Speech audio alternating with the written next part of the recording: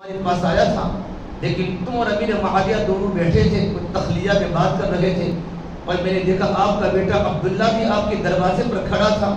جب اس کو اندر آنے کی اجازت نہیں ملی اور وہ واپس جانے لگے تو میں بھی ان کے ساتھ واپس ہو گیا۔ تو عمر بہت دیر تک روتے روتے فرمایا، میرے بیٹے حسین، تم تو میرے بیٹے عبداللہ کے مقابلے میں زیادہ حقدار ہو، کیا تم کو بھی اجازت دینی پڑے گی؟ آج ہمارا جو مقام امت کے اندر ہے، ایک تو اللہ تبارک و تعالیٰ کی طرف سے ہے، اور نمبر دو تمہاری برکتوں کی وجہ سے ہے، تمہارے نانا کی برکتوں کی وجہ سے اللہ نے ہمیں مقام دیا ہے۔ بھائیو، اہل بیت سے محبت کرنا ایمان کا تقاضا ہے۔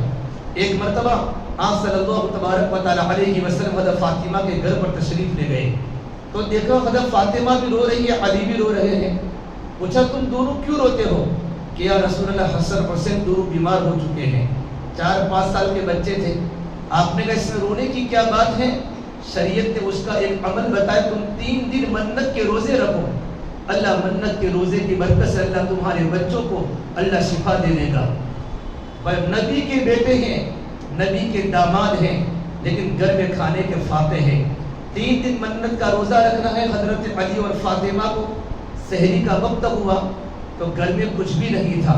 جب سورج طلوع ہوا تو حضرت علی ایک یہودی کے باغ میں گئے جس کا نام تھا شمعون، وہاں جا کر مزدوری کی۔ اس نے تھوڑے سے جو دیے، حضرت علی جو کو لے کر گھر پر واپس تشریف آئے، اور حضرت فاطمہ نے جو کو پیسا اور اس کی 2 روٹیاں بنائی۔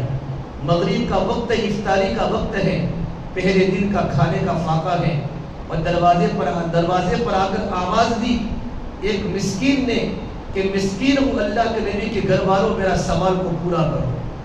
حضرت علی نے فاطمہ کی طرف دیکھا، حضرت فاطمہ نے حضرت علی کی طرف دیکھا، اور ان دونوں نے اپنے معصوم بچوں کی بھوک کو دیکھا۔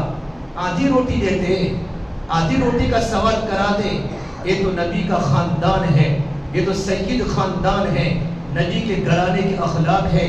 دونوں کے دونوں روٹیاں آنے والے مسکین کو دے دی اور بھوک کی حالت میں افطاری فرمائی۔ پوری رات بھوک کی حالت میں گزاری۔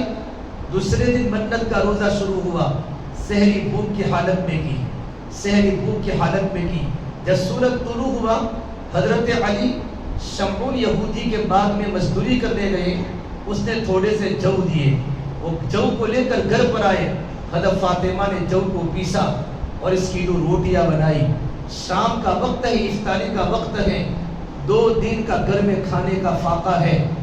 میرے آقا صلی اللہ علیہ وسلم نے اپنی اولاد کی تربیت فرمائی تھی، بیٹا بھوکا رہنا لیکن امت پر سخاوت کرنا، امت پر خرچ کرنا۔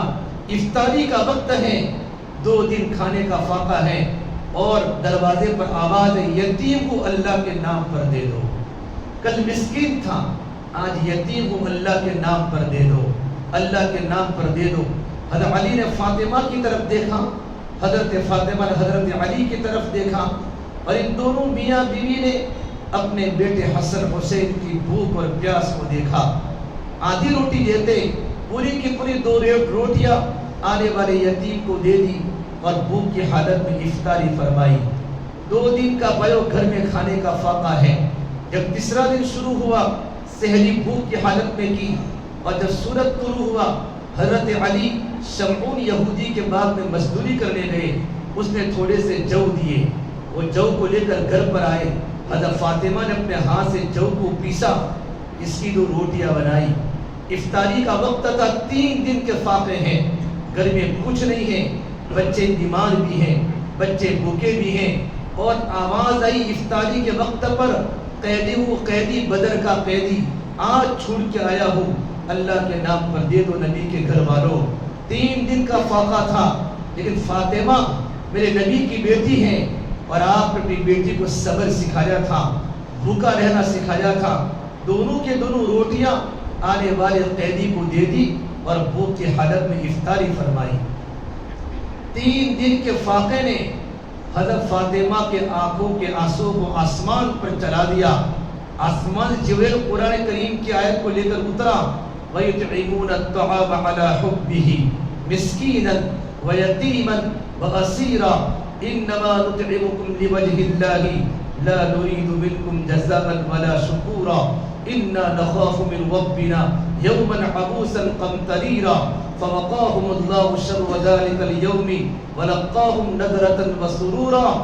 اللہ تعالیٰ فرماتے ہیں ان کے گھر میں بھوک کے باوجود وَيُطْعِمُونَ الطَّعَامَ عَلَى حُبِّهِ گھر میں بھوک کے باوجود مسکین کو کھلاتے ہیں, یتیم کو کھلاتے ہیں, اسیراً قیدی کو کھلاتے ہیں.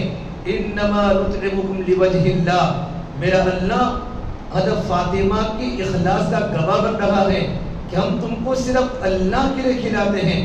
لا نريد منکم جزاء ولا شکورا, ہم تم سے شکریہ نہیں مانگتے, ہم تم سے جزاک اللہ نہیں چاہتے, ہم تم سے تھینک یو نہیں چاہتے. کیوں نہیں چاہتے؟ ہم تو صرف اللہ کے لیے کھلاتے ہیں. کیوں؟ انا نخاف من ربنا یوما عبوسا قمطریرا, کل قیامت کے میدان میں ہمیں اللہ کے سامنے کھڑا ہونا ہے اور اپنے ابا کے سامنے اپنا چہرہ بتانا ہے کہ دنیا میں سودے نہیں ہوتے, دنیا میں ایمان کے سودے نہیں ہوتے, دنیا میں عمل کے سودے نہیں ہوتے, بلکہ خود بھوکا رہے گا امت کو کھلانا.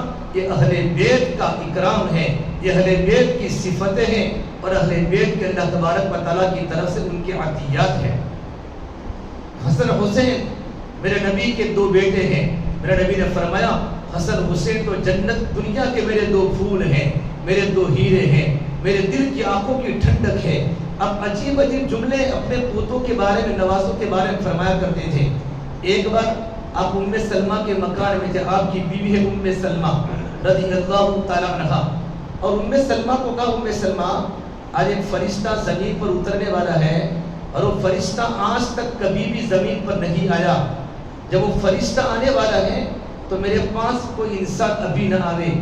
ام سلمہ فرماتی ہے میں دروازے پر کھڑی ہو گئی تاکہ فرشتے کے سوا میرے نبی کے پاس کوئی نہ پہنچے. میں دروازے پر کھڑی تھی, حضرت حسین رضی اللہ تعالیٰ چھوٹے سے بچے روتے روتے میرے پاس آ گئے کہ مجھے نانا کے پاس جانا ہے. تو میں نے دروازہ کھول دیا اور حضرت حسین روتے روتے نانا کے پاس چلے گئے, اللہ کے نبی کے پاس چلے گئے. تھوڑی دیر کے بعد میں نے دیکھا کہ اللہ کے نبی صلی اللہ تبارک و تعالیٰ علیہ وسلم زور زور سے رو رہے ہیں اور آپ کی رونے کی آواز میرے کانوں میں آئی. میں نے دروازہ کھولا تو میرے نبی اپنے بیٹے حسین کو یوں لپٹ کے رو رہے ہیں اور آپ یوں کر کے رو رہے ہیں. آپ کا چہرہ ہل رہا ہے, کپ کپاتا بدن, آپ رو رہے ہیں. پوچھا یا رسول اللہ آپ حسین کو لپٹ کے کیوں روتے ہیں؟ آپ پر کیا غم کا پہاڑ آیا, آپ پر کیا مصیبتیں ٹوٹی ہیں؟ کہا اے ام سلمہ ابھی فرشتہ میرے پاس آیا تھا اور اس فرشتے نے مجھے کہا یا رسول اللہ یہ آپ کا بیٹا حسین ہے, اس کو آپ کی امت ایک دن ضرور ذبح کرے گی اور آپ کا بیٹا ذبح ہوگا, اس کا سر تن سے جدا ہوگا. مجھے وہ مٹی بھی بتا کر گئے ہیں جس مٹی میں اس کے خون کو بہایا جائے گا. میرے بھائیو وہ دین عاشورہ کا دین, کربلا کی سرزمین پر امام حسین شہید ہوئے ہیں. میرے نبی کو دنیا میں پتہ چل چکا تھا کہ میرے بیٹے حسن کو زہر دیا جائے گا اور میرے بیٹے حسین کو کربلا کی سرزمین پر شہید کر دیا جائے گا. اللہ کے نبی کا زمانہ بڑا سکون والا زمانہ. میرے نبی کے بعد صدیق اکبر کی خلافت کا 2 سال کا زمانہ, پرامن زمانہ. اس عمر فاروق کا زمانہ 10 سال کا خلافت عمر, بالکل پرسکون کا زمانہ. اور عثمان غنی کا تیسرا خلافت کا دور 12 سال اچھا رہا. پھر 12 سال کے بعد تو عثمان غنی کو شہید کر دیا گیا. یہ اتنی لمبی داستان ہے, پوری رات ہو جاوے. اس کے لیے سننے والے علماء چاہیے یا دیندار مجمع چاہیے تاکہ ان کے دل میں صحابہ کے بارے میں بدگمانی پیدا نہ ہو جائے. عثمان ذی النورین کو شہید کرنے والے غیر نہیں ہیں, عثمان ذی النورین کو شہید کرنے والے مسلمان ہیں. انہوں نے عثمان غنی کو شہید کر دیا تھا. جب ان کی انگلیاں کاٹی گئی تو قرآن کریم پڑھ رہے تھے. آج بھی قسطنطنیہ کے اور ترکی کے لائبریری میں وہ قرآن موجود ہیں, اس پر ان کا خون ابھی بھی خون کے نشانات موجود ہیں. عثمان غنی کی شہادت کے بعد فتنوں کا دروازہ کھل چکا, تلواریں میاروں سے نکل گئی. آج تک وہ تلواریں میاروں میں دوبارہ واپس نہیں پہنچی. اس کے بعد حضرت علی کا دور شروع ہوا. علی نے 4 سال خلافت کی, لیکن 4 سال خلافت کے زمانے میں پورا جنگ کا ماحول بنا اور حضرت علی کے زمانے خلافت میں ایک بارش تبھی زمین فتح نہیں ہوئی. حضرت عمر کے زمانے میں 12 مربع لاکھ تک اسلام کا چرچا ہوا، اسلام کی کرنیں پھیلی، اسلام کا سورج دنیا میں طلوع ہوا. لیکن جب فتنوں کا دور شروع ہوا اور قربانیوں کا دور ختم ہوا، حضرت علی کے زمانے میں 4 سال جنگیں چلتی رہی، آپس میں کھانا جنگیاں چلتی رہی. جنگ صفین ہوئی، جنگ جمل ہوئی. اس کی بنیاد پر ایک اینچ بھی مسلمانوں کے لیے فتح زمین نہیں ہوئی. اس کے بعد ان کو شہید کر دیا گیا. عبداللہ ابن ملجم 24 گھنٹے اللہ کا ذکر کرتا تھا، قرآن کی تلاوت کرتا تھا. اس نے حضرت علی کو شہید کیا ہے. اور جب حضرت علی کو شہید کر دیا تو عبداللہ ابن ملجم کو پکڑا گیا اور میرے نبی نے فرمایا تھا کہ علی تیرا قاتل میری امت کا سب سے بڑا بدبخت ہوگا. اور آپ نے فرمایا علی تیری داڑھی خون سے رنگین ہوگی. جب تو شہید ہوگا، تیری شہادت کا وقت یہ ہوگا تو تیری داڑھی خون سے رنگین ہوگی. حضرت علی کے 4 سال کی خلافت کے زمانے جب فتنے اٹھے تو حضرت علی اللہ کے سامنے یوں فرماتے تھے، اللہ میری داڑھی کب رنگین ہوگی؟ اب تو جینے کی تمنا نہیں ہے، اب تو دنیا مجھے بڑی کڑوی لگتی ہے، میری داڑھی خون سے رنگین کب ہوگی؟ وہی دین آ گیا اور عبداللہ ابن ملجم نے حضرت علی کو شہید کر دیا. عبداللہ ابن ملجم کو پکڑا گیا. اس نے کیا کہا؟ میرے بدن کے ٹکڑے ٹکڑے کر دو لیکن میری زبان کو کبھی مت کاٹنا. میری زبان 24 گھنٹہ اللہ کے ذکر سے تر و تازہ رہی ہے. لیکن میرے نبی نے فرمایا تھا میری امت کا سب سے بڑا بدبخت میرے علی کا قاتل ہوگا. حضرت علی کی دنیا سے جانے کے بعد ان کے بیٹے حسن خلیفہ بنے. ایک طرف امیر معاویہ ملک شام میں حکومت چلا رہے تھے، جنگیں چلتی رہی. لیکن کچھ موڑ بھیڑ کے بعد حضرت حسن نے امیر معاویہ کے ساتھ صلح کر لی. مسئلہ ختم ہو چکا، اسلام دنیا میں پھیلتا رہا. امیر معاویہ کے انتقال کے پہلے امیر معاویہ نے اپنے بیٹے یزید کو اپنا ولی عہد بنا دیا کہ میرے بعد خلیفہ میرا بیٹا یزید بنے گا. اور یزید پر صحابہ مطمئن نہیں تھے کیونکہ یزید فاسق و فاجر، ہمارا قاسم نانوتوی فرماتے ہیں وہ فاجر تھا، نمازوں کا پابند نہیں تھا، شریعت کا پابند نہیں تھا. لیکن امیر معاویہ کو اپنے بیٹے کے ان حالات سے واقف نہیں تھے کہ میرا بیٹا اس طریقے پر ہے. اس کا ظاہر بڑا اچھا تھا، اپنے ابا کے ساتھ رہ کر جنگ کی مہارتوں کو سیکھ چکا تھا اور حکومت چلانے کا انداز سیکھ چکا تھا. تو امیر معاویہ نے اپنے بیٹے کو خلیفہ بنا دیا. جب ان کو خلیفہ بنایا تو مدینہ منورہ کے صحابہ کو پتہ چلا. عبداللہ بن عمر، عبداللہ بن زبیر، عبداللہ بن عباس، محمد بن حنفیہ، حضرت حسین ابن علی، جب ان کو پتہ چلا کہ اگر اس طریقے پر اگر خلافت باپ کے بعد بیٹا آتا رہے گا تو اسلام کا زوال ہو جائے گا. خلافت کے کچھ اہل ہوتے ہیں جن کے کچھ صفات ہوتے ہیں، اگر وہ تمام کے تمام صفات جس آدمی کے اندر موجود ہو یہ مسلمانوں کا امیر بن سکتا ہے، مسلمانوں کا خلیفہ بن سکتا ہے. اور یزید کے وقت میں 200 صحابہ دنیا میں زندہ تھے جن کی زندگی تقوی کے ساتھ تھی اور راتوں کو رونے والے تھے، جن کے زندگی میں اللہ کی محبت، اللہ کا تعلق تھا. تو وہ اس کا عہد نہیں تھا تو مدینے کے صحابہ نے انکار کر دیا. اور حضرت حسین بن علی رضی اللہ عنہ نے مدینہ منورہ چھوڑ کر مکہ مکرمہ چلے گئے. کوفہ والوں کو پتہ چلا، عراق والوں کو پتہ چلا کہ حسین بن علی نے یزید کی خلافت سے انکار کر دیا ہے، یزید کی خلافت کو مانتے نہیں ہیں. تو کوفہ والوں نے بھی یزید کی خلافت کا انکار کر دیا اور حضرت حسین کو بلانے کا ارادہ کیا. اب حسین بن علی کو کوفہ بلاوے تاکہ ان کے ہاتھ پر بیعت ہو جائے.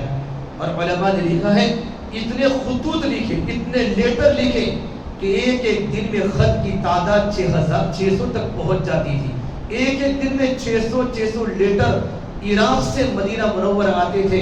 حسین تم کوفہ آ جاؤ، ہمارے دل میں تمہاری محبت ہے، ہم یزید کو خلیفہ بنانا نہیں چاہتے، ہم تمہارے ہاتھ پر بیعت کریں گے، ہم تم کو امیر المومنین مانیں گے تاکہ دنیا میں اسلام صحیح نظام پر قائم ہو جائے، دنیا میں باطل ختم ہو جائے، حق کا غلبہ ہو جائے. حسین بن علی بھی یہی چاہتے تھے کہ دنیا میں خلافت صحیح ہو جائے تو دنیا کا نظام اللہ کے نبی کی شریعت کے مطابق دنیا میں زندہ ہو جائے.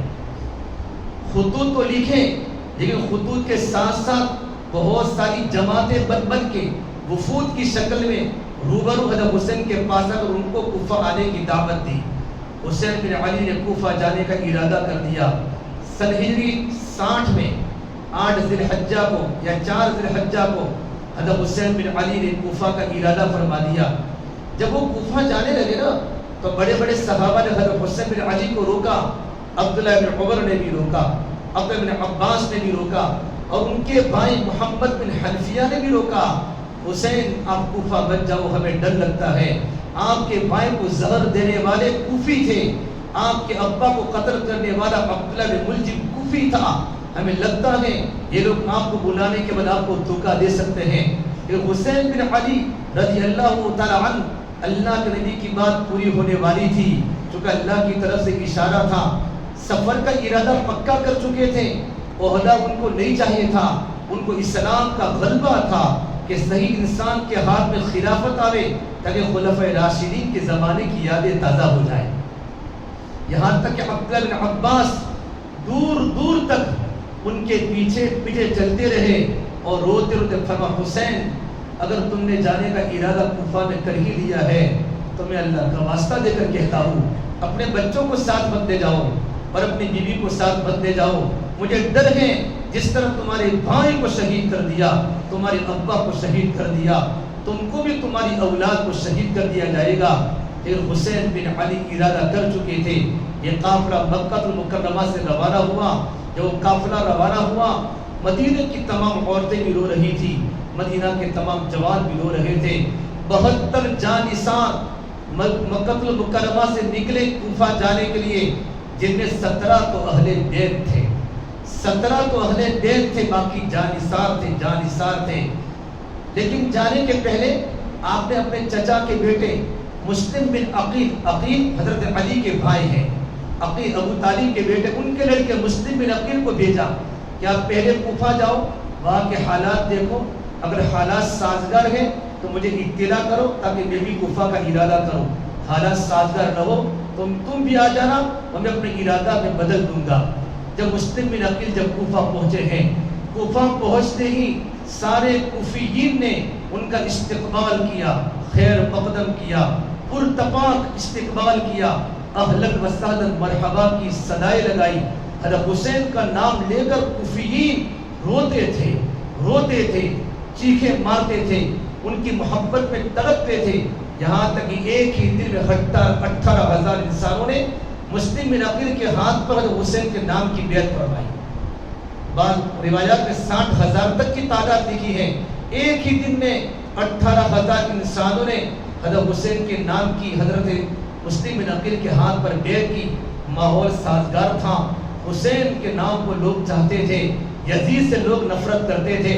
یہ خط لے کر انہوں نے خط کو روانہ کیا کہ حسین یہاں کے حالات سازگار ہیں, آپ تشریف لائیں, ہو سکتا ہے آپ کے آنے کی برکت سے اللہ تعالیٰ خلفائے راشدین کے زمانے کی یادیں تازہ کروا دے, دنیا سے باطل ختم ہو جائے. حسین بن علی وہاں سے نکلے, یہاں ماحول سازگار تھا. یزید کو ملک کے شام میں پتہ چلا کہ مسلم بن عقیل کے ہاتھ پر 18,000 انسانوں نے کوفہ میں بیعت کر لی ہے اور لوگ چوک در چوک ان کے جھنڈے کے نیچے آ رہے ہیں. اس نے اسی وقت کوفہ کے گورنر ایک صحابی تھے, ان کو ہٹا کر بصرہ کا گورنر عبید اللہ بن زیاد اس کو کہا کہ تو جلدی سے کوفہ جا, اور کوفہ جانے کے بعد تو گورنر بن جا, اور وہاں جانے کے بعد تیرا کام ہے مسلم بن عقیل کو گرفتار کرنا, یا تو ان کو شہر سے دربدر کرنا, اگر نہ مانے تو ان کو قتل کرنا. عبید اللہ بن زیاد سیدھا بصرہ چھوڑ کر کوفہ پہنچا, اور کوفہ میں جا کر کرسی سنبھالی اور اپنے صدارت کی کرسی پر بیٹھ کر خطبہ دیا, اور اس میں اتنا دھمکی آمیز لہجے میں خطبہ دیا. ایک کوفہ والوں میں نے سنا ہے مسلم بن عقیل یہاں آئے ہیں, جس نے اپنے گھر پر مسلم بن عقیل کو پناہ دی ان کے گھر کو توڑ دیا جائے گا, ان کے بچوں کو ذبح کر دیا جائے گا, ان کے سر کو تن سے جدا کر دیا جائے گا. اس طریقے پر دھمکی آمیز لہجے میں بات کہی, اور یہ کہا جو میری بات مانے گا, جو یزید کی بات مانے گا, ان کا اکرام کیا جائے گا, ان پر نعمتیں برسائی جائے گی, ان پر تحائف برسائے جائیں گے. جب یہ بات فرمائی تو سارے کوفیین نے مسلم بن عقیل کو چھوڑ دیا. ایک وقت تھا کہ گلی گلی میں حضرت حسین کے نام کے نعرے تھے. 18,000 انسانوں نے ایک دن ان کے ہاتھ پر بیعت فرمائی تھی. اس کے آنے کے بعد دھمکی آمیز خطبے کے بعد حضرت مسلم بن عقیل اکیلے اکیلے گلی میں چلتے تھے. ان کو کوئی سلام کرنے والا بھی موجود نہیں تھا. حسین بن علی وہاں سے روانہ ہو چکے ہیں. ان کے ذہن میں ہے کہ ماحول سازگار بن چکا ہے. وہ کوفہ کی طرف آ رہے ہیں. یہاں مسلم بن عقیل کو کوئی پناہ دینے والا نہیں, کوئی پوچھنے والا نہیں. یہاں تک کہ عبیداللہ بن زیاد نے قصر شاہی کی بالائی منزل سے ان کے سر کو تن سے جدا کر دیا اور بے دردی کے ساتھ ان کے دھڑ کو زمین پر گرا دیا. مسلم بن عقیل تو شہید ہو گئے. حسینی قافلہ چلتے چلتے مقام قادسیہ پر پہنچا تو ان کو پتہ چلا کہ مسلم بن عقیل کو شہید کر دیا گیا. حضرت حسین نے بہت سوچا اب کیا کروں, واپس جاؤں یا یہاں رہوں. لیکن مسلم بن عقیل کے بھائیوں نے کہا اور ان کے بچوں نے کہا ہم اب جا نہیں سکتے. جہاں ہمارے ابا ہیں وہاں ہم ہیں. یا تو ہم ان کو قتل کریں گے یا تو کچھ شہید ہو کر اپنی جان کو اللہ کے سامنے پیش کریں گے. پورا قافلہ اس کے لیے تیار ہو گیا. اب یہ قافلہ باتیں کر ہی رہا تھا اور ملک شام کی طرف سے حر ابن یزید 1000 کے لشکر کو لے کر وہاں آ پہنچے اور کہا حسین ہم اس لیے آئے, ہم تم سے جنگ کرنے نہیں آئے بلکہ ہمارا کام ہے کہ تم کو عبیداللہ بن زیاد کے ساتھ تم کو وہاں لے جانا. ہمارا کام ہے تم ان کے پاس چلو اور ان کی باتیں مانو. حسین بن علی نے کہا, وہ سارے کے سارے اپنی گوری میں سے خطوط نکالے کہ تم نے ایک خط لکھا تھا, اس میں لکھا تھا حسین تم آ جاؤ کوفہ. ہم تمہاری نام لے لے کر کہا یہ خط لکھنے والے یہ بھی ہیں, یہ خط لکھنے والے یہ بھی ہیں. آج تم مجھے بلانے کے بعد میرا انکار کرتے ہو, میرے ساتھ دغا بازی کرتے ہو. میں آیا نہیں ہوں, بلایا گیا ہوں. روتے روتے خطبہ دیا لیکن کسی نے ایک بھی نہ سنی. حر بن یزید نے کہا مجھے کچھ پتا نہیں تمہارے خطوط کا اور تمہاری وفود کا, بس مجھے تو امیر کی تابعداری کرنی ہے کہ میں تم کو عبیداللہ بن زیاد کے پاس لے جاؤں. حر بن یزید اچھا آدمی تھا لیکن وہ اب یزید کے حکم کا پابند تھا. تھوڑی مدت کے بعد عمر بن سعد جو سب وقاص کا بیٹا ہے, عمر بن سعد وہ 3000 کے لشکر کو لے کر آ گیا اور کہا حسین میں تمہارے پاس آیا ہوں اور اوپر سے حکم ہے میں تم کو چٹکل میدان کی طرف لے جاؤ جہاں پانی کا بوند بھی آپ کو نہ ملے. حسینی قافلے کو گھسیٹتا ان کو اس جگہ پر لے گیا جہاں بالکل پانی بھی نہیں تھا, بستی بھی نہیں تھی, دریائے فرات بھی نہیں تھا. اس وقت عبید بن سعد کے سامنے حسین بن علی نے خطبہ دیا, یہ لوگوں تم اللہ سے ڈرو, میں اللہ کے نبی کا نوازا ہوں. میرے نبی مجھے یہاں بھی چنتے تھے, مجھے یہاں بھی چنتے تھے, مجھے یہاں بھی چنتے تھے, مجھ سے محبت فرماتے تھے. پھر کہا اگر میں تمہارے سامنے 3 باتیں پیش کرتا ہوں تو میں 3 باتیں اپنے سردار عبیداللہ بن زیاد کے پاس جا کر لکھ دو. پہلی بات میں یہ کہنا چاہتا ہوں کہ جہاں سے میں آیا مجھے وہاں سے واپس لوٹا دو. میں مکہ المکرمہ واپس چلا جاؤں, میں یہاں کوئی جنگ کرنے نہیں آیا. اگر میں جنگ کرنے آتا تو میں بچوں کو ساتھ میں لے کر کیوں آتا. مجھے وہاں سے جہاں سے وہاں واپس بھیج دو. نمبر 2 مجھے اسلامی سرحدوں پر چھوڑ دو, اسلامی سرحدوں پر, تاکہ وہاں لڑتا اللہ کے راستے میں شہید ہو جاؤں. نمبر 3 میری آخری درخواست ہے کہ مجھے ڈائریکٹ یزید سے ملاقات کرنے دو. جس طرح میرے بھائی حسن نے امیر معاویہ سے ملاقات کر کے مصالحت کر دی, سمادات کر دیا تھا, میں بھی چاہتا ہوں کہ میں یزید سے ملاقات کر کے کوئی حل کی شکل نکالوں, کوئی مسئلے کا حل نکالوں. عمر بن سعد بڑے خوش ہو گئے, چلو جنگ ختم ہو جائے گی, مسئلہ حل ہو جائے گا. یہ بات کو لے کر عبیداللہ بن زیاد کے پاس پہنچے. عبیداللہ بن زیاد کے پاس شمر دل جوشن بیٹھا ہوا تھا. اس بدبخت لعین نے یہ کہا کہ آپ عمر بن سعد کی بات کو نہ مانیں. میں دیکھ رہا ہوں کہ عمر بن سعد اور حسین بن علی دونوں دن میں کتنی مرتبہ بیٹھے بیٹھے باتیں کرتے ہیں. عمر بن سعد کے بارے مجھے شک ہے. آپ تو یہ حکم بھیجیں کہ بس آپ کی ذمہ داری ہے یزید کے ہاتھ پر بیعت ہو جائے, تمہاری کوئی شرط منظور نہیں کی جائے گی. عبیداللہ بن زیاد نے شمر کے مشورے سے پھر خط کا جواب دیا ہے, تمہاری کوئی شرط قبول نہیں کی جائے گی بلکہ تمہارا کام یزید کے ہاتھ پر بیعت کرنا. میرے بھائیو یوں کرتے کرتے دو محرم الحرام کے لوگ کوفہ پہنچ گئے اور کوفہ پہنچنے کربلا میں پہنچ گئے. اور 9 محرم الحرام کو 72 کا قافلہ ہے، اس میں تو اہل بیت 17 ہے۔ حضرت علی کے 6 بیٹے ہیں، ابو بکر بن علی، عثمان بن علی، عبداللہ بن علی، محمد بن علی اور حسین بن علی۔ حضرت حسن کے 3 بیٹے ہیں، عبداللہ بن جعفر کے 2 بیٹے ہیں، حضرت ابھی جو شہید ہوئے مسلم بن عقیل کے بھی 2 بیٹے ہیں۔ یوں کہ 17 اہل بیت میں سے تھے، باقی جانثار تھے۔ 9 محرم الحرام کو عمر بن سعد لشکر لے کر جنگ کرنے آ گیا اور ان کے پانی کو بند کر دیا گیا، پانی کا ایک قطرہ ان کو نہیں ملتا تھا، پانی بند کر دیا گیا۔ تو ان کے بڑے لڑکے عباس علمبردار نے کہا، عباس بن علی حضرت حسین کے بھائی نے کہا، بھائی جان یہ ابھی جنگ کرنے کا ارادہ کر رہے ہیں۔ تو حسین بن علی نے کہا، عمر بن سعد کو جا کر کہہ دو مجھے 1 رات کا موقع دے دو، 1 رات کا موقع دے دو، کل سے جنگ شروع کر دینا۔ ان لوگوں نے مشورہ کر کے 1 رات کی مہلت دے دی۔ پھر حضرت حسین بن علی نے اپنے قافلہ والوں کے سامنے تقریر فرمائی، اے قافلے والوں، آج 9 محرم الحرام ہے، ان لوگوں کے نشانے پر صرف میں اکیلا ہوں، تم اپنے اپنے وطن میں چلے جاؤ، مدینہ منورہ چلے جاؤ۔ تو یہ جب تقریر فرمائی تو قافلے والے رونے لگے، کہا نہیں چچا جان، نہیں بھائی جان، ہم تو تمہارے ہاتھ ساتھ رہیں گے، ہم بھی ذبح ہو جائیں گے، لیکن یہاں سے ہم کبھی نہیں ہٹیں گے۔ اور پھر کہا، مجھے اللہ کے نبی نے خواب میں اگر کہا ہے، حسین بن علی نے فرمایا کل ہماری افطاری ساتھ میں ہوگی، کل شام کا کھانا ہمارے ساتھ میں ہوگا۔ یہ جملے سننے کے بعد حضرت علی کی لڑکی زینب رونے لگی۔ حسین بن علی نے کہا، اے میری بہن زینب، میرے دنیا سے جانے کے بعد تو ماتم مت کرنا، تو گریبان کو مت چاکنا، تو سینہ کبھی مت کھولنا، یوں کر کے نصیحت فرمائی۔ پھر میرے بھائی پوری رات اللہ کے سامنے رونے میں گزاری، مناجات میں گزاری، روتے روتے رات گزر گئی۔ فجر کی نماز کے بعد وہ سامنے لشکر تیار ہو چکا تھا، 4000 کا لشکر، یہاں صرف 72 ہے، میرے نبی کے لاڈلے ہیں، میرے نبی کے نواسے ہیں، اہل بیت ہیں، اور صرف 32 گھوڑے تھے، باقی سارے کے سارے پیدل تھے۔ ان لوگوں نے حسینی قافلہ کے گھوڑوں کو ذبح کر دیا تاکہ وہ لوگ سوار نہ ہو سکے۔ اب سارے کے سارے پیادہ ہو گئے، پیدل چلنے والے ہو گئے۔ فجر کے بعد سے جنگ شروع ہوئی۔ داہنی طرف زہیل بن قین تھے، بائیں طرف ابراہیم تھے، اور بیچ میں عباس علمبردار تھے، جھنڈا ہاتھ میں تھا۔ ظہر کی نماز تک تو 20 تو شہید ہو چکے ہیں، اہل بیت ابھی شروع نہیں ہوئے تھے، جہاں نثار میں 20 تو شہید ہو چکے تھے۔ پھر ظہر کی نماز کا وقت آیا تو کہا، عمر بن سعد سے کہو شمردل جنکشن سے ہمیں ظہر کی نماز پڑھنے کا موقع دو تاکہ ہماری ظہر کی نماز ہو جائے۔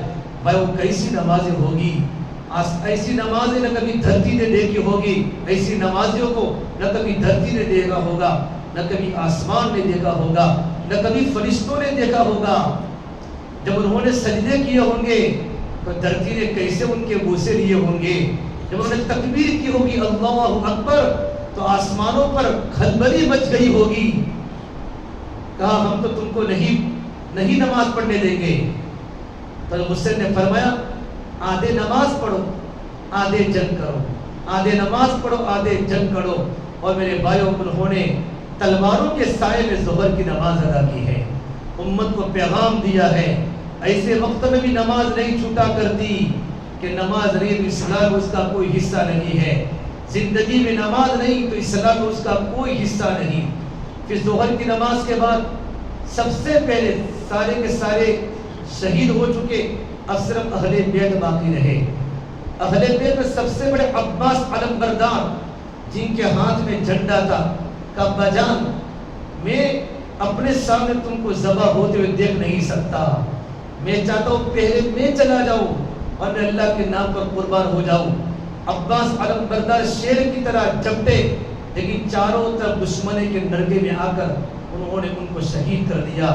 حسین بن علی نے عباس علمبردار کو اٹھایا اور ایک جگہ پر سلا دیا، یوں کر کے ایک ایک کر کے کٹتے گئے، ذبح ہوتے گئے، یہاں تک کہ حسن کے بیٹے قاسم یہ سب سے خوبصورت صحابی ہے، تمام حسینی قافلے میں سب سے خوبصورت نوجوان تھے، وہ جب تلوار کو لے کر مقابلہ کرنے گئے تو ان کا بایاں ہاتھ کسی نے کاٹ دیا تو فوراً گر کر کہا واہ اماں، اے میرے چچا۔ حسین بن علی زخمی ہو چکے تھے، اسی حالت میں آئے اور انہوں نے قاتل کے ہاتھ پر وار کیا، اس کے ہاتھ کو توڑ دیا، پھر اپنے بھتیجے حضرت قاسم کو اپنے گود میں لے کر فرمایا اے میرے بیٹے قاسم، آج تو تیرا چچا بے بس ہے، آج تو تیرا چچا بے بس ہے، کچھ نہیں کر سکتا، بیٹا کل قیامت کے میدان میں نانا کے سامنے پوری فریاد کر لینا، اللہ ان کو کبھی نہیں چھوڑے گا، یہ ظالم ہے، ہم مظلوم ہیں، اللہ ان کو کبھی نہیں چھوڑے گا۔ سب شہید ہو گئے، سب قتل ہو چکے، صرف حسین بن علی باقی ہیں، تو انہوں نے اسی وقت اپنا چھوٹا بیٹا علی اصغر عبداللہ کو بلایا خیمے میں سے، خیمے میں عورتیں تھی، مستورات تھی، کہا عبداللہ کو لاؤ، حسین بن علی زخمی ہو چکے ہیں، 32 تو نیزوں کے زخم تھے اور 34 تو تلواروں کے زخم تھے، بدن خون سے لثپت تھا، اپنے بیٹے عبداللہ کو بلایا اور عبداللہ کو یوں کر کے چومنے لگے، آخری دیدار کرنا تھا، اب جام شہادت نوش فرمانا تھا، عبداللہ کو لے کر بیٹھے ہی تھے اور اچانک ایک کوفی ابن الموقت نے یوں کر کے تیر مارا، سیدھا عبداللہ کے گلے پر وہ تیر لگ گیا اور ایک چھوٹا سا معصوم بچہ بھی مرجا گیا، پورا کا پورا خون حسین بن علی کے ہاتھ میں آیا، لبالب خون سے تربتر ہو گئے ان کے ہاتھ، اور خون سے یوں کر کے بھر کے اللہ کے سامنے یوں کہا یہ اللہ تو راضی ہے تو میں راضی ہوں، یہ اللہ تو راضی ہے تو میں راضی ہوں، یہ اللہ تو میرا امتحان لینا چاہتا ہے، تو میرا امتحان لینا چاہتا ہے، یوں کر کے حضرت حسین بن علی کے آنکھوں میں آنسو آ گئے اور چھوٹا بیٹا بھی شہید ہو گیا۔ اب حسین بن علی اکیلے ہیں، کوئی نہیں چاہتا کہ ان کو کون قتل کرے اور ان کے قتل کا ذمہ کون لے، تو سمر ذی الجوشن نے کہا تمام کے تمام ساتھ میں یکبار کے اوپر حملہ کرو تاکہ ان کا نام و نشان تک مٹ جاوے، تو خولہ ابن یزید اصبحی دوڑا اور اس نے حسین بن علی کے بایاں ہاتھ پر تلوار ماری، ان کا بایاں ہاتھ کٹ گیا، وہ یوں کر کے پیچھے جانے لگے نا تو انس ابن نخعی نے، عمر بن انس نخعی نے زور سے نیزہ مارا، حسین بن علی زمین پر گر گئے، پھر اس کے بعد خولہ نے حضرت حسین بن علی کے سر کو تن سے جدا کر دیا اور پورا 72 کا قافلہ اللہ کے راستے میں کرب و بلا کی سرزمین پر، کربلا کی دھرتی پر جام شہادت نوش فرمایا، خون سے تربتر ہیں، ان کے خیمے کے اندر مستورات رو رہی تھی، اندر سے رونے کی آوازیں آ رہی تھی، زین العابدین چھوٹے سے بچے تھے، جب وہ خیموں کو لوٹنے لگے کوفی تو زین العابدین دکھ گئے، بالکل چھوٹے سے بچے بیمار تھے، تو سمر ذی الجوشن نے تلوار یوں کر کے قتل کرنے کا ارادہ کیا، تو کسی نے کہا بچہ بیمار ہے چھوڑ دو، اللہ نے اس کے دل میں بات ڈال دی، اس نے چھوڑ دیا، اللہ کو یہ نسل بچانا تھا، اللہ سید نسل کو بچانا چاہتا تھا، آج دنیا میں جتنی بھی سید نسل ہیں یہ زین العابدین رضی اللہ عنہ کی برکت ہے۔ زین العابدین کبھی ہنستے نہیں تھے، ہمیشہ روتے تھے، کسی نے کہا آپ ہنستے کیوں نہیں ہیں؟ فرمایا میں کیسے ہنسوں، یعقوب علیہ السلام کا صرف ایک ہی بیٹا گم ہو چکا تھا، یعقوب علیہ السلام روتے روتے 40 سال تک روتے روتے ان کی آنکھوں کا پانی خشک ہو چکا اور نابینا ہو چکے، حالانکہ بعد میں یوسف علیہ السلام مل چکے تھے، میرا تو پورا خاندان میرے سامنے کٹ گیا، پورا خاندان میرے سامنے ذبح ہو گیا، ان کی گردنوں کو الگ کر دیا ان کے تنوں سے اور ان کے جسموں سے، میں کیسے ہنس سکتا ہوں؟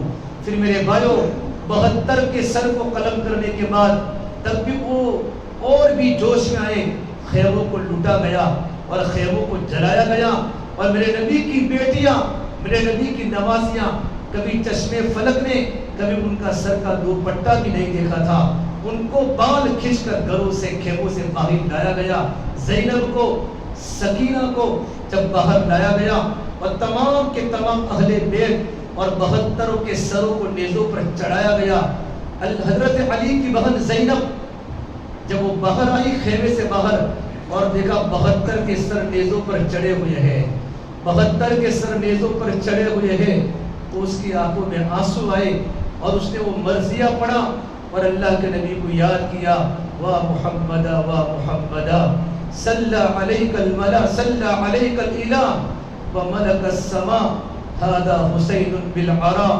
مزمل الدماء مقطع الاعداء وا محمدا وا محمدا ذریتک مقتلا وبناتک سوایا وتسبی علیک الریاح۔ اے میرے نانا جان، وہ مرثیہ پڑھا ہے کہ قتل کرنے والے کوفی جو چند لمحہ پہلے قتل کر چکے تھے، ان کے آنکھوں کے اندر بھی آنسو آ گئے۔ اپنے چچا کو یاد کیا، اپنے نانا کو، نانا جان آپ پر اللہ کی رحمتیں ہو، آپ پر اللہ کا سلام ہو اور آپ پر فرشتوں کا سلام ہو۔ اے میرے نانا جان، آج حسین نے سر کا جوڑا پہنا ہے، ھذا حسین بالعراء، آج حسین نے سر کا جوڑا پہنا ہے اور حسین نے اپنی بوٹیوں کا ہار پہنا ہے، سر کا لباس پہنا ہے۔ حسین کی بوٹی الگ ہو چکی ہے۔ مقطع الاعضاء مزمل الدماء، حسین خون سے لت پت ہے۔ اے میرے نانا جان، آپ کی بیٹیوں کے سر سے دو پٹے کو اتارا گیا ہے اور ان کو قید میں ڈال دیا گیا ہے۔ وتسبی علیک الریاح، میرے بھائیو کوفیوں نے ان 72 کو کفن بھی نہیں دیا، ہواؤں کا غبار اڑا اور ہواؤں کی مٹی نے ان کو کفن پہنا دیا۔ جب حسین بن علی نیزوں پر سر چڑھانے کے بعد یہ سارے کے سارے سر جب عبیداللہ بن زیاد کے سامنے پیش کیے، بصرہ کے حاکم کے پاس، جب حسین بن علی کے سر کو ان کے سامنے لایا گیا تو عبیداللہ بن زیاد حضرت حسین بن علی کے ہونٹوں پر چھڑی مارنے لگا تو قریب ایک بوڑھے صحابی زید بن ارقم بیٹھے تھے۔ ارے بدبخت تو کیا کرتا ہے؟ میں نے ہزاروں مرتبہ اللہ کے نبی کے لبوں کو حسین بن علی کے لبوں پر لگتے ہوئے دیکھا ہے، میں نے ہزاروں مرتبہ میرے نبی کو ان کے لبوں کو چومتے ہوئے دیکھا ہے۔ تو عبیداللہ بن زیاد کا بڈھے، اگر تیری عمر زیادہ نہ ہوتی تو میں تجھے قتل کر دیتا۔ بھائی مختصر سی داستان ہے حسین بن علی کی کرب و بلا کی سرزمین پر، لیکن کربلا کا ایک پیغام ہے۔ میرے نبی کے نواسے ذبح ہو گئے، میرے نبی کے نور نظر قتل کر دیے گئے، ان کی عورتوں کو چھوڑ دیا گیا۔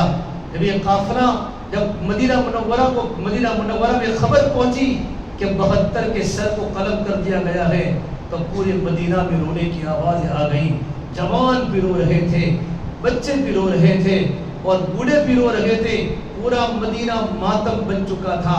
اور جب ان کی عورتوں کو جب مدینہ منورہ واپس بھیجا گیا، جب خالی عورتیں زین العابدین کے ساتھ جب مدینہ منورہ پہنچی ہیں تو پورا مدینہ منورہ ان کے استقبال میں آیا۔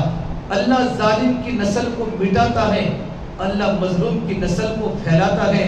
پورے عرب میں آپ سفر کر کے آؤ، یزید کا خاندان، بنو امیہ کا خاندان اللہ نے دنیا سے ختم کر لیا۔ پورے عرب ممالک میں ملک شام چلے جاؤ، سیریا چلے جاؤ، لبنان چلے جاؤ، وہ سب ان کے خاندان کے لوگ وہاں رہتے تھے، وہاں کے حاکم تھے۔ آج ان کا ایک بچہ بھی دنیا میں زندہ نہیں ہے، اور دنیا میں حسینی ہر جگہ پر آپ کو ملیں گے، دنیا میں ہر جگہ سید خاندان کے لوگ ملیں گے۔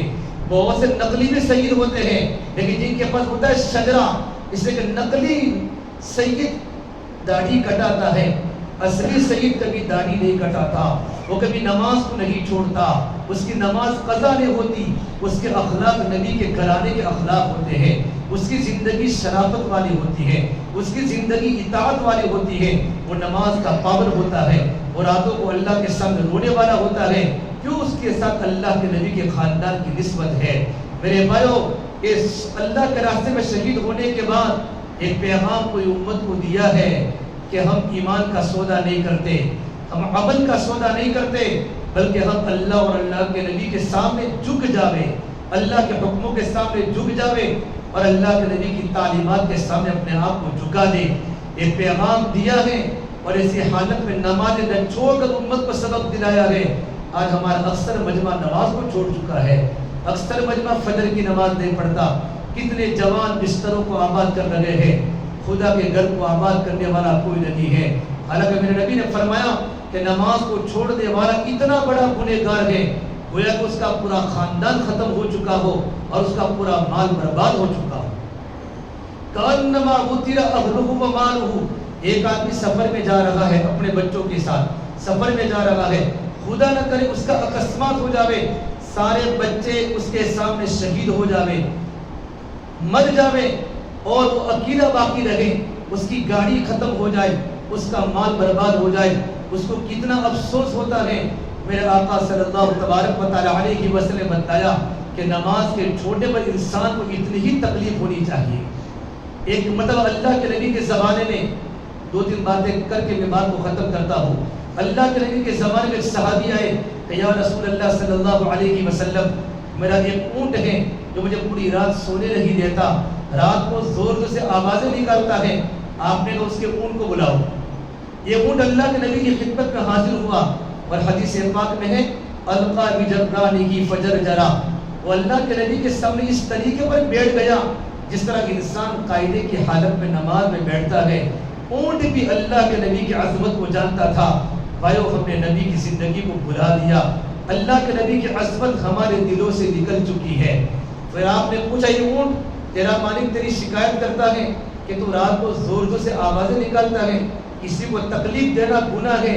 اونٹ نے کیا جواب دیا میرے بھائیو، میرے اور آپ کے عبرت کے لیے کافی ہے۔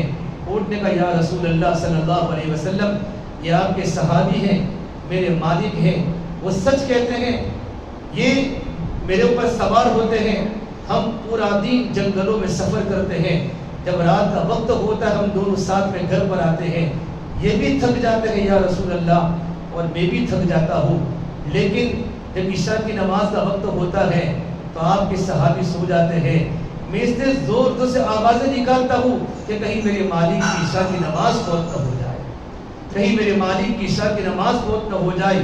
یہ بات کہنے کے بعد اونٹ رونے لگا، اللہ کے نبی صلی اللہ تبارک و تعالی علیہ وسلم اور صحابہ کا مجمع بھی رونے لگا۔ میرے نبی نے فرمایا یہ اونٹ تو اللہ کی مخلوق ہے، تو مرنے کے بعد مٹی ہو جانے والا ہے، تیرا تو کوئی حساب و کتاب نہیں ہوگا۔ تو اونٹ نے کہا یا رسول اللہ، کل قیامت کے میدان میرے اللہ نے مجھے پوچھ لیا تو میں اللہ کے سامنے کیا جواب دوں گا، چونکہ میں ان کا ساتھی ہوں، میں ان کے ساتھ رہتی ہوں۔ بھائیو، آج تو گھر گھر لوگ بے نمازی ہیں، بیٹا بھی بے نمازی ہے، باپ بھی بے نمازی ہے، ماں بھی بے نمازی ہے، گھر کی بہو بھی بے نمازی ہے۔ بھائی وہ نماز کو زندہ کرو، ہمارا گھر نماز کا پابند بنے۔ اللہ نے قرآن کریم میں کہا ہے نبی جی اپنے گھر والوں کو نماز کا حکم کرو اور خود بھی نماز پر جمو، وَأَمُرْ أَهْلَكَ بِالصَّلَاةِ وَاسْتَبِرْ عَلَيْهَا لَا نَسْأَلُكَ رِزْقًا، اپنے گھر والوں کو نماز کا حکم کرو اور خود بھی نماز کے پابند بنو، ہم آپ سے روزی کا سوال نہیں کرتے۔ بھائی روزی تو اللہ تبارک و تعالیٰ دیتا ہے، یا نماز اور روزی سمجھ میں نہیں آتی کہ اکثر انسان نماز کو روزی کی بنیاد پر چھوڑتا ہے، نماز کا وقت ہوتا لیکن دکان کا شٹر بند نہیں ہوتا۔ اللہ کے واسطے آنسو نالا کر کے جاؤ میرے بھائیو، زندگی موت کا کوئی بھروسہ نہیں ہے، زندگی موت کا کوئی بھروسہ نہیں ہے۔ میرے نبی صلی اللہ تبارک و تعالی علیہ وسلم نے ابو ذر غفاری کو فرمایا اے ابو ذر کشتی مضبوط بنا لو، دریا بڑا گہرا ہے، اور اے ابو ذر کمر کو ہلکی رکھو، پل صراط بڑا کٹھن ہے، اور اے ابو ذر توشہ ساتھ لے لو، منزل بڑی دور ہے۔ یہ اللہ کے راستے میں نکلنا ہمارے عمل کا توشہ ہے، قرآن کی تلاوت ہمارے عمل کا توشہ ہے، نمازوں کی پابندی ہمارے عمل کا توشہ ہے، اپنی زندگی پر سنت شریعت پر ڈالنا ہمارے عمل کا توشہ ہے۔ توشہ ساتھ لے لو، منزل بڑی دور ہے، اور اے ابو ذر عمل کو خالص کر لو، پرکھنے والا بڑا ہوشیار ہے، پرکھنے والا میرا اللہ ہے جو آسمان کے اوپر کو جانتا ہے، جو آسمان کے نیچے کو جانتا ہے۔ کالی چوٹی کالی پہاڑ پر چلے تب بھی اس کی فریاد کو بھی سنتا ہے، اس کی غذا کو بھی جانتا ہے۔ اس اللہ سے میرا اور آپ کا سامنا ہوگا، اور میرے نبی نے فرمایا جیسی زندگی گزارو گے ویسی موت آئے گی، اور جیسی موت آئے گی ویسے قبر سے اٹھائے جاؤ گے۔ بھائیو، ہم نے لاک ڈاؤن میں دیکھا اللہ کی طرف سے وبا آئی تھی، ہزاروں نوجوان ہمارے سامنے قبروں کے حوالے ہو گئے، ان کے دل میں بڑی تمنائیں تھی، ہم یہ کریں گے، ہم یہ کریں گے، ہم یہاں جائیں گے، وہاں جائیں گے۔ ان کی امیدیں خاک میں مل گئی، آج وہ قبروں کے پیون بن گئے۔ کتنے جوان لڑکے ماں باپ کے بغیر رہ گئے، کتنے ماں باپ اولاد کے بغیر رہ گئے۔ ان کی عیدیں اپنے ماں باپ کے بغیر ہوئی، اللہ نے مجھے اور آپ کو تندرستی دی ہے، اللہ نے ہماری زندگی کو بچایا ہے۔ یہ تندرستی کی نعمت کی قدر کر کے اللہ تعالیٰ کے عبادات میں لگاوے، اللہ کے دین کی محنت میں لگاوے، راتوں کے رونے میں لگاوے، ہماری زندگی میں سنتیں آوے، ہماری زندگی میں اللہ کی محبت آوے، اللہ تعالیٰ کا تعلق آوے۔ پھر دیکھو میرا اللہ ہم سے کیسے راضی ہو جاتا ہے۔ اللہ کو راضی کرنا یہ ہماری زندگی کا مقصد ہے۔ میرے بھائیوں، اٹھتی جوانیاں مت دیکھو، اٹھتے جنازے دیکھو، شادی کی بارات مت دیکھو، موت کے ماتم دیکھو۔ ہم سب کو مرنا ہے اور ہم سب کو قبر میں جانا ہے، ایک دن اللہ کے سامنے حساب دینا ہے۔ آج کتنے جوان قبروں کے حوالے ہو گئے، قبرستان کے پاس سے ہمارے جوان لڑکے گزرتے ہیں، ان کو پتہ ہے ہمارے ابو کی قبر ہے، ہماری امی کی قبر ہے، دادا کی قبر ہے، لیکن کسی کو فاتحہ پڑھنے کی توفیق نہیں ہوتی۔ ہم نے اپنے بچوں کو دنیا دار بنایا، اپنے بچوں کو دیندار نہیں بنایا۔ اگر بچے دیندار ہوتے تو ماں باپ کی دنیا سے جانے کے بعد بچے اپنے ماں باپ کو یاد کرتے۔ چاروں طرف غفلت کا ماحول ہے، چاروں طرف فتنوں کا ماحول ہے۔ میرے نبی نے فرمایا لوگوں نیک عمل کے کرنے میں جلدی کرو، نیک عمل کے کرنے میں جلدی کرو، بادروا بالاعمال الصالحہ تکون فتن، قریب زمین پر ایسے فتنے آنے والے ہیں قطع اللیل المظلم، اندھیری رات کے ٹکڑوں کی طرح۔ آپ نے دیکھا بھائی مغرب کے بعد اندھیرا تھوڑا ہوتا ہے، پھر اندھیرا بڑھ جاتا ہے، پھر پوری رات اندھیری ہو جاتی ہے کہ اندھیرے میں انسان کو پتہ نہیں چلتا کیا گرا ہے۔ ایسے خطرناک فتنے دلوں پر آئیں گے، انسان کو حق اور باطل کا پتہ نہیں ہوگا، اور فتنے کا یہ نتیجہ ہوگا کہ انسان صبح کے وقت مومن ہوگا، شام کے وقت کافر ہوگا، شام کے وقت مومن ہوگا، صبح کے وقت کافر ہوگا۔ صحابہ نے پوچھا اللہ کے نبی یہ کیسے ہوگا؟ تو میرے نبی نے فرمایا انسان دنیا کے پیچھے ایسا لگ جاوے گا کہ دنیا کے بدلے میں دین کو بیچ دے گا، دنیا کے بدلے میں دین کو بیچ دے گا، دنیا کی محبت میں نماز کو چھوڑ دے گا، دنیا کی محبت میں قرآن کی تلاوت کو چھوڑ دے گا، دنیا کی محبت میں دین کی محنت کو چھوڑ دے گا۔ اس لیے بھائیوں اللہ نے موقع دیا ہے، زندگی کی قدر کر لو، یہ جوانی کی قدر کر لو، یہ بڑھاپے کی قدر کر لو۔ کل ہی اعلان ہو جائے گا فلاں بھائی ابراہیم کا انتقال ہو گیا، اسماعیل بھائی کا انتقال ہو گیا۔ موت کے بعد لوگ قبرستان میں رکھنے چلے جائیں گے، لیکن موت کے بعد کوئی کسی کو یاد نہیں کرتا۔ ہم کتنے اپنے ماں باپ کو یاد کرتے ہیں، ہم کتنے اپنے دادا دادی کو یاد کرتے ہیں۔ ہم تو بڑوں اس زمانے میں تھے جہاں دینداری کا ماحول تھا، آج چاروں طرف گندگی کا ماحول ہے، رات کی تنہائیاں ناپاک ہو گئی، نامعلوم کیا کیا موبائلوں پر دیکھا جا رہا ہے۔ میرا اللہ سب کچھ دیکھتا ہے، اللہ کی صفت حلم ہے، اللہ برداشت کرتا ہے، لیکن اللہ کا ایک قانون ہے، اللہ کفر کو برداشت کر سکتا ہے، اللہ بے حیائی کو برداشت نہیں کر سکتا۔ ایک دن اللہ جھاڑو پھیرے گا، اللہ دنیا میں صفائی چاہتا ہے۔ اسے بھائیو رات کو اپنی جوانی کو پاک رکھو، اپنی آنکھوں کی بینائی کو پاک رکھو۔ اللہ کو سب کچھ پتہ ہے میرا بندہ کیا دیکھتا ہے۔ یہ سارے پروگرام اس لیے کرائے جاتے ہیں، یہ بیان سن کر چلے جائے ہمارا مقصد نہیں ہوتا۔ زندگی بدلنے کی نیت ہو، اپنی زندگی میں یقین کے آنے کی نیت ہو، اب تو زندگی کو بدلنا ہے۔ کتنے داڑھی کٹانے والے داڑھی رکھنے والے بن گئے، کتنے ناچنے والے راتوں کو رونے والے بن گئے۔ یہ اللہ کے دین کی محنت ہے، اللہ نے موقع دیا ہے اپنی زندگی کو بنانا۔ بھائی دنیا میں کچھ نہیں ہے، دنیا تو دھوکہ ہے، یہی تجھ کو دلہے رہو سب سے اعلیٰ، ہو زینت نرالی ہو فیشن نرالا، جیا کرتا کہ یوں ہی کیا مرنے والا، تجھے حسن ظاہر نے دھوکے میں ڈالا، تجھے پہلے بچپن نے برسوں کھلایا، جوانی نے پھر تجھ کو مجنوں بنایا، بڑھاپے نے پھر آنکھیں کیا کیا ستایا، اجل تیرا کر دے گی بالکل صفایا، جگہ جی لگانے کی دنیا نہیں ہے، یہ عبرت کی جاگے تماشا نہیں ہے۔ میرے بھائیوں یہاں کے سوکھ تھوڑے ہیں، یہاں کی دکھ زیادہ ہے، یہاں کی مسکراہٹیں تھوڑی ہیں، یہاں کی چیخیں زیادہ ہیں، یہاں کا ہنسنا تھوڑا ہے، یہاں کا رونا زیادہ ہے۔ اس لیے میرے بھائیوں یہ دنیا تو دھوکے کا گھر ہے، اپنی زندگی کو سنت کے مطابق ڈالو، اور اپنے آنکھوں میں حیا کا کاجل لگاؤ، اور اپنے کانوں کو قرآن کے نغموں سے آشنا کرو، اور اپنے چہرے کو حضور والا چہرہ بناؤ، اور اپنے لباس کو حضور والا لباس بناؤ، اور اپنے ہاتھوں میں اللہ کے عشق کی ہتھ کڑیاں ڈالو، اور اپنے پیروں میں اللہ تعالیٰ کی محبت کی بیڑیاں ڈالو۔ اور اپنے گلے میں اللہ کے نبی صلی اللہ تبارک و تعالی علیہ وسلم کی اطاعت کا گلوبن ڈالو اور لمبے لمبے سجدے کر کے اپنے ماتھے میں اللہ کے سجدے کا جھومر سجاؤ. پھر دیکھو تم کیسے اللہ کے پیارے لگو گے. اللہ بھی ہم سے محبت کرے گا, نبی بھی ہم سے محبت کرے گا. اسے بھائیو راتیں ٹھنڈی کی آ رہی ہیں, لمبی لمبی راتیں آ رہی ہے. راتوں کو اللہ کے سامنے اٹھنے کی کوشش کرو. حضرت علی کے شاگرد زرار ابن زورہ کنانی فرماتے ہیں میں نے علی مرتضیٰ کو رات کے وقت دیکھا ہے. قد ارخى الليل صدوره وغارت نجومه يميل في محرابه قابضا على لحيته يتململ كتململ السليم يبكي بكاء الحزين. رات کا اندھیرا ہو جاتا تھا, آسمان پر ستارے طلوع ہو جاتے تھے. میں نے علی مرتضیٰ کو دیکھا مسجد میں داخل ہوئے, مسجد کے محراب میں, اور اپنی دادی کو پکڑے ہوئے رو رہے ہیں. اس طریقے پر روتے ہیں یتململ کتململ السلیم, جس طرح سانپ کا ڈسا ہوا انسان ہمارے تکلیف کے روتا ہے. ویبکی بکا الحزین, اس طریقے پر غمگین ہوتے تھے جس طرح غم کا مارا ہوا انسان ہمارے تکلیف کے غمگین ہوتا ہے. پھر اپنے ہاتھوں کو پلٹ کر یوں فرمایا, دنیا کو یوں کہا یا دنیا غر غیری, میرا علاوہ کسی اور کے پاس چلی جا, میں تجھے 3 طلاق دے چکا ہوں. قد بدت کی ثلاثا مجلس کی حقیر و خطر کی یسیر. پھر اپنے ہاتھوں کو پلٹ کے فرمایا آہن آہن, ہائے میں کیا کروں, ہائے میں کیا کروں. من قلت الزاد و بعد السفر و وحشت الطریق, سفر کا سامان بہت تھوڑا ہے اور سفر تو بہت لمبا ہے. اسے بھائیو زندگی بدلنے کی نیت کرو. دنیا کے حالات ہمیں بتا رہے ہیں اب دنیا میں آزاد گھومنے کی ضرورت نہیں ہے, بلکہ اللہ کے سامنے رونے کی ضرورت ہے, اللہ کے سامنے متوجہ ہونے کی ضرورت ہے.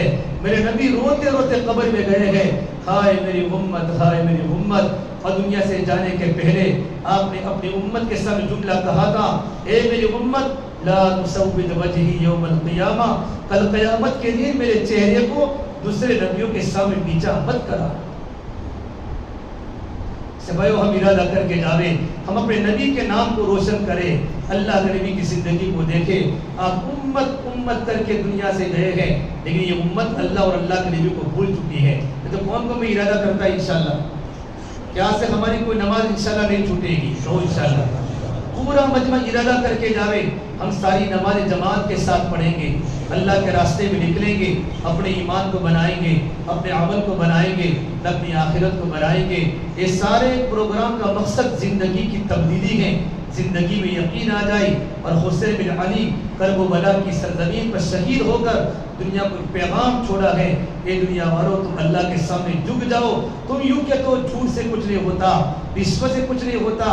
ارے جھوٹ سے انسان کا ایمان خراب ہو جاتا ہے, رشوت سے انسان کا ایمان سلب ہو جاتا ہے. کبھی ایمان کا سودا مت کرنا, کبھی عمل کا سودا مت کرنا, سر کٹا دینا لیکن کبھی سر کو غلط جگہ پر مت جھکانا.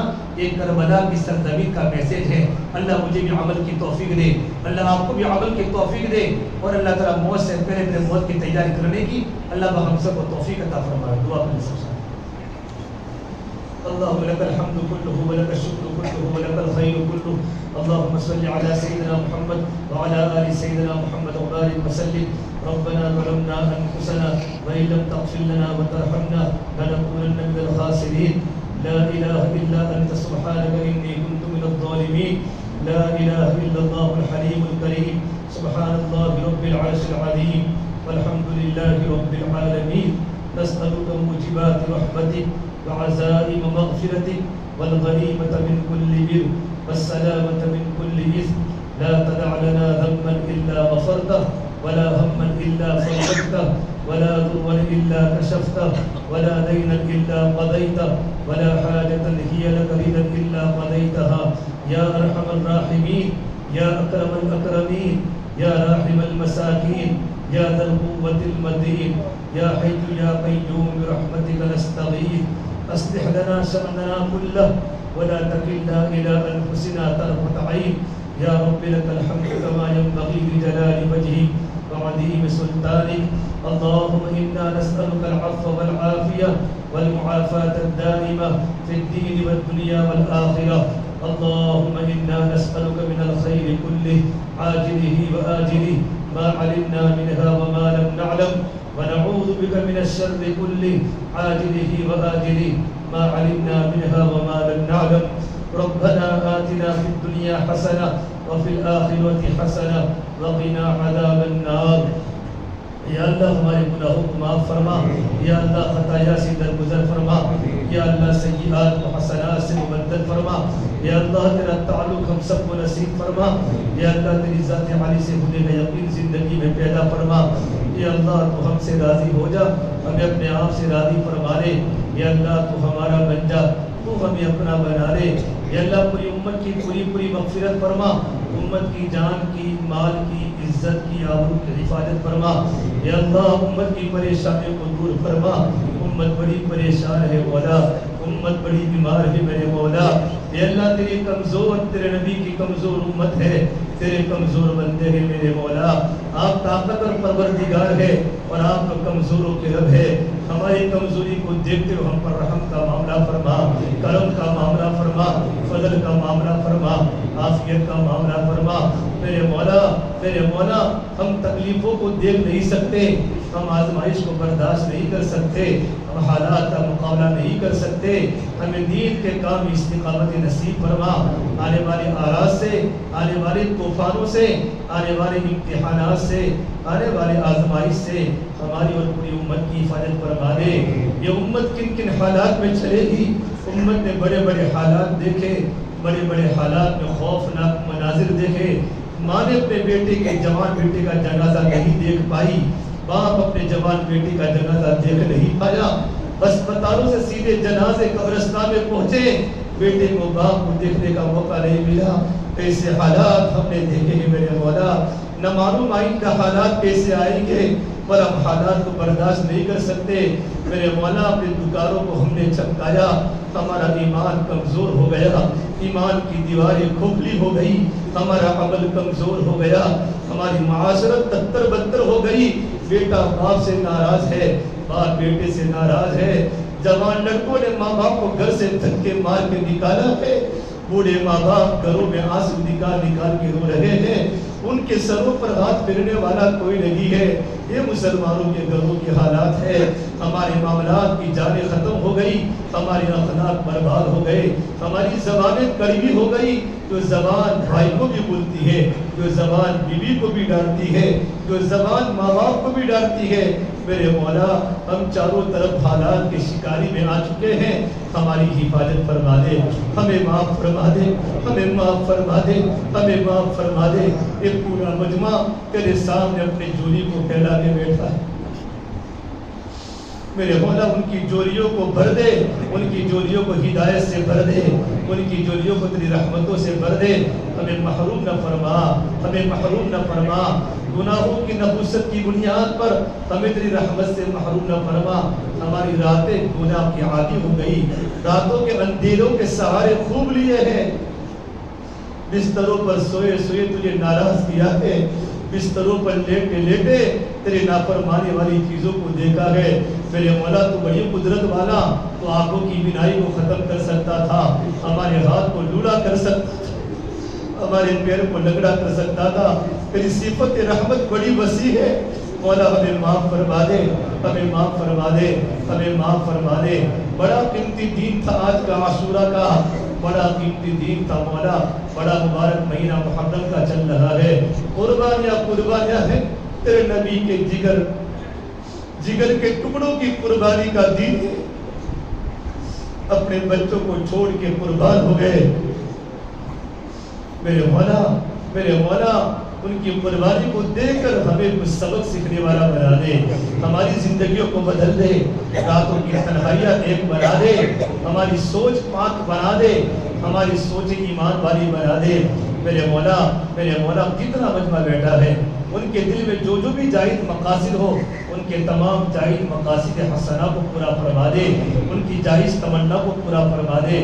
بڑی خوبصورت مسجد مولا تو نے بنائی، تیرے جن بندوں نے اس میں اپنا وقت لگایا، اپنا پیسہ لگایا، اے میرے مولا ان کے لیے تو برکتوں کا رحمتوں کا نزول فرما دے، اللہ ان کی دنیا بھی عافیت والی بنا دے، رزق میں برکت عطا فرما دے، اللہ جو تیرے گھر کو بناتا ہے تو جنت کو اس کے گھر کو بناتا ہے، میرے مولا تو جنت کو اس کے گھر کو بناتا ہے، اس مسجد کو اعمال سے آباد فرما دے، اعمال دعوت سے، اعمال عبادت سے، اعمال اعتکاف سے اور اعمال دعا سے اس مسجد کو آباد فرما دے۔ اے اللہ تیرے بندے مسجد میں آ کر رو رہے ہو، قرآن کی تلاوت کر رہے ہو، تیرے سامنے کھڑے کھڑے مناجات کر رہے ہو، آنے والی جماعتیں تیرے سامنے رو رہی ہو، میرے مولا تیرے بندے تیرے سامنے پیشانی کو ٹکا رہے ہو، ایسی شکلیں صورتیں پیدا فرما، اس پورے مجمع کو قبول فرما، اے اللہ اس پورے مجمع کو قبول فرما، اس پورے مجمع کی جائز تمنا کو پورا فرما، پورے عالم میں ہدایت کو عام فرما، یا اللہ اہل علم کی اور علماء کی قدردانی ہم سب کے دل میں پیدا فرما، میرے اللہ ذاکرین کی محبت دل میں پیدا فرما، یا اللہ مدارس کی، مدارس اسلامیہ کی، مکاتب قرآنیہ کی، تمام مساجد کی، تمام مراکز کی، خانقاہوں کی اللہ تو پوری حفاظت فرما، کام کرنے والوں کی پوری حفاظت فرما، دین کے ٹھیوں کی پوری حفاظت فرما، یا اللہ علماء دنیا سے جا رہے ہیں، ایک ایک عالم دنیا سے اٹھ رہا ہے، علماء کا جانا دنیا میں فتنوں کو دعوت دینا ہے، اے اللہ علماء کے بغیر زندگی کڑوی لگتی ہے،